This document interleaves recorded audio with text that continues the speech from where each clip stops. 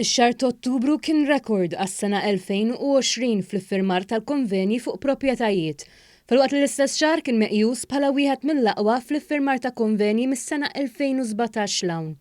Dan hekk kif ċifri preliminari juru kif ġew iffirmati madwar 1551 konvenju, bit-total ta' valur ikun ta' 371 miljun euro.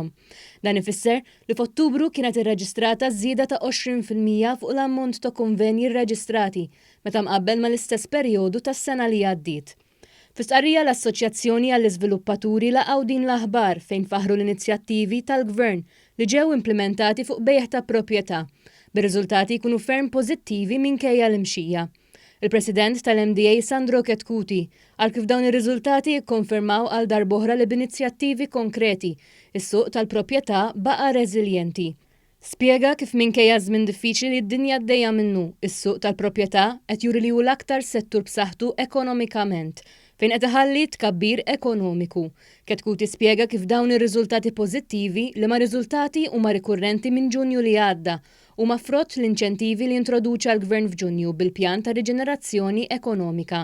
Tenna kif b'dawn l-inizjattivi li fuqhom il-Gvern kompla jżid fil-budget li għadda fosthom b'aktar tnaqqis fit-taxxi, l-MDA tinsab konvinta li l-industrija u l-membri fih dana se jkomplu jinvestu b'kunfidenza.